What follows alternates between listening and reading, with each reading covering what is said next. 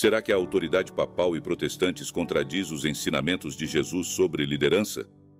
Argumento conclusivo sobre a passagem de Marcos 10, 42, 45.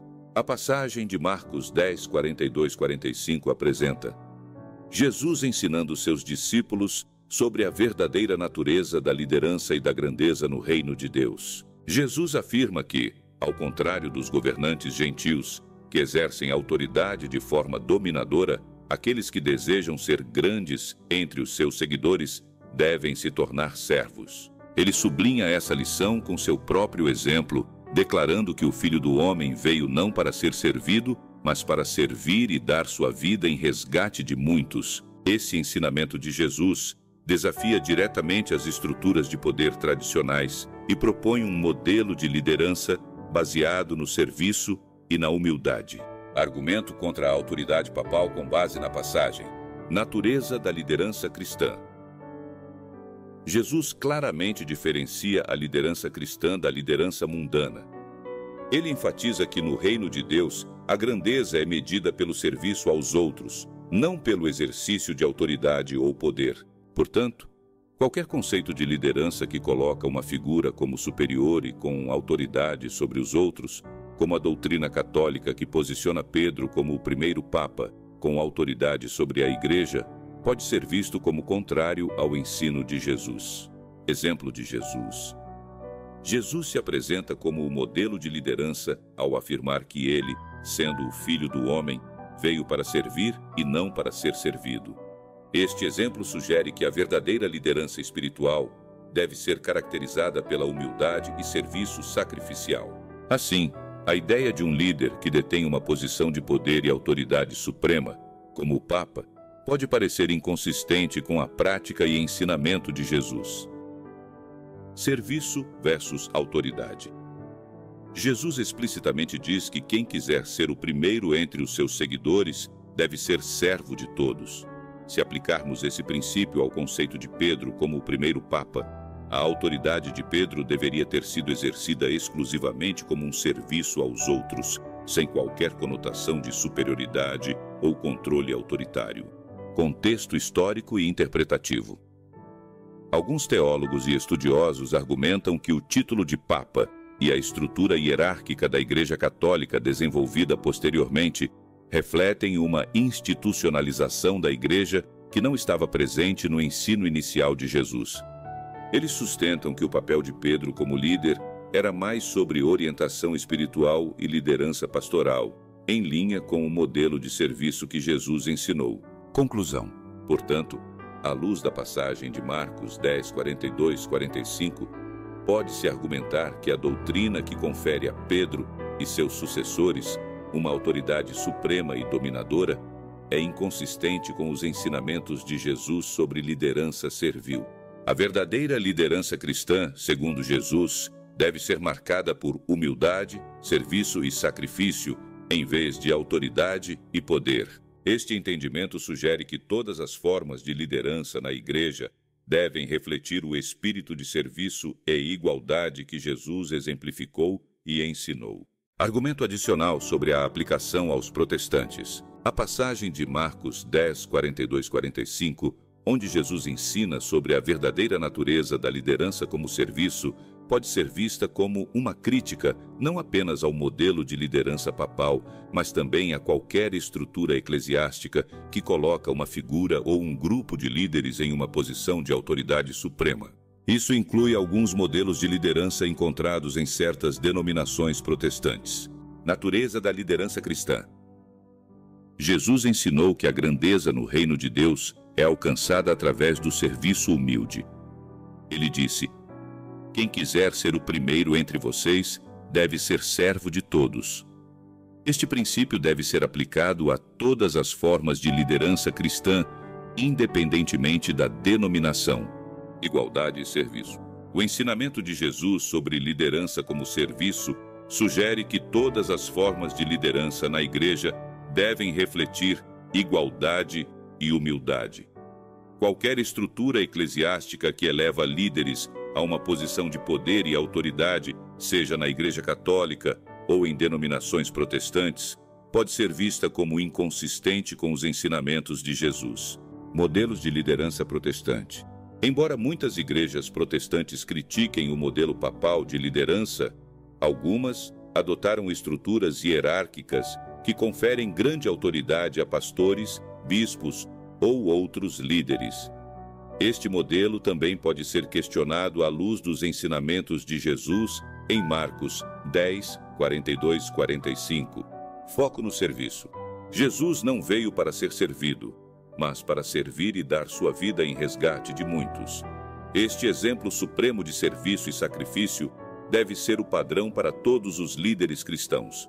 Portanto, qualquer sistema que enfatiza o poder e a autoridade dos líderes pode ser visto como contrário ao espírito dos ensinamentos de Jesus.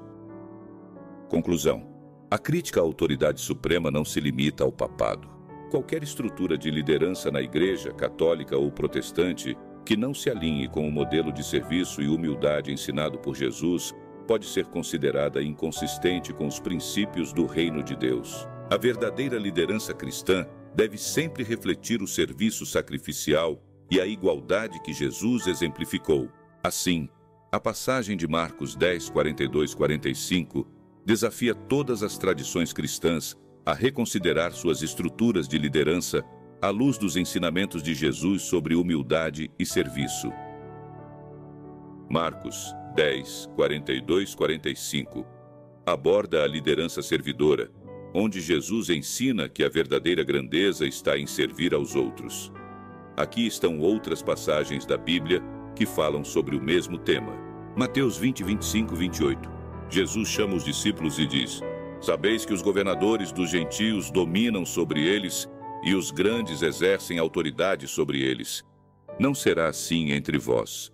Mas quem quiser tornar-se grande entre vós, será esse o que vos sirva. E quem quiser ser o primeiro entre vós, será vosso servo. Tal como o Filho do Homem, que não veio para ser servido, mas para servir, e para dar a sua vida em resgate de muitos. Lucas 22, 25, 27. Jesus explica aos discípulos durante a última ceia: Os reis das nações dominam sobre elas, e os que exercem autoridade são chamados benfeitores. Mas vós não sereis assim. Antes, o maior entre vós seja como o menor, e aquele que governa como o que serve. Pois qual é maior, quem está à mesa ou quem serve? Porventura não é aquele que está à mesa? Eu, porém, estou entre vós como aquele que serve. João 13, 12, 17. Após lavar os pés dos discípulos, Jesus lhes ensina: Entendeis o que vos tenho feito? Vós me chamais mestre e senhor, e dizeis bem, porque eu o sou. Ora, se eu, sendo o senhor e o mestre, vos lavei os pés, também vós deveis lavar os pés uns aos outros. Porque eu vos dei o exemplo, para que, como eu vos fiz, façais vós também. Em verdade vos digo que o servo não é maior do que seu senhor, nem o enviado maior do que aquele que o enviou. Se sabeis estas coisas, bem-aventurados sois se as praticardes. 1 Pedro 5, 2, 3 é um trecho do Novo Testamento onde o apóstolo Pedro dá instruções à igreja sobre como devem exercer sua função pastoral. Aqui está o texto: Apacentai o rebanho de Deus que está entre vós, tendo cuidado dele, não por força, mas voluntariamente, não por torpe ganância, mas de ânimo pronto, nem como tendo domínio sobre a herança de Deus, mas servindo de exemplo ao rebanho. Explicação detalhada. Apacentai o rebanho de Deus que está entre vós, tendo cuidado dele. Apacentai significa pastorear, cuidar das ovelhas espirituais. Pedro está falando à igreja, encorajando-os a cuidar do povo de Deus, como um pastor cuida de suas ovelhas. Rebanho de Deus refere-se à congregação, ao grupo de crentes em Deus. É importante notar que Pedro lembra à igreja que o rebanho pertence a Deus, não a eles. Entre vós, indica que os anciãos estão no meio do povo, participando da vida da comunidade. Não por força, mas voluntariamente. Não por força. A igreja não deve servir por obrigação ou coerção, mas por desejo genuíno de cuidar do povo de Deus. Mas voluntariamente. O serviço deve ser feito de coração, com disposição e boa vontade. A motivação correta é essencial para um ministério frutífero, não por torpe ganância, mas de ânimo pronto. Não por torpe ganância. A igreja não devem ser motivados por ganhos financeiros ou vantagens pessoais. A torpe ganância implica uma avareza desprezível e interesse egoísta, mas de ânimo pronto. A igreja deve ser exercida com entusiasmo e um espírito generoso. A prontidão de ânimo reflete uma disposição sincera e altruísta para servir, nem como tendo domínio sobre a herança de Deus, mas servindo de exemplo ao rebanho, nem como tendo domínio. A igreja não devem ser autoritários ou tirânicos. Os anciãos na igreja não é sobre exercer poder ou controle, sobre a herança de Deus. Reforça que o povo pertence a Deus. A igreja são apenas administradores ou mordomos. Mas servindo de exemplo, a igreja deve ser baseada no exemplo de vida que eles dão. A igreja exemplar é servidora, demonstrando como viver de acordo com os ensinamentos de Cristo. Contexto e aplicação.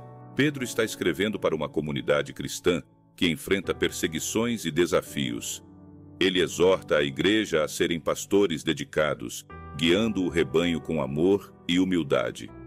A ênfase é na igreja servidora, contrastando com os modelos de liderança autoritários ou gananciosos comuns na sociedade secular. Este trecho é um lembrete poderoso da importância de uma liderança baseada no serviço e no exemplo, refletindo a própria vida e ensinamentos de Jesus Cristo, que veio para servir e não para ser servido. Marcos 10:45. Conclusão.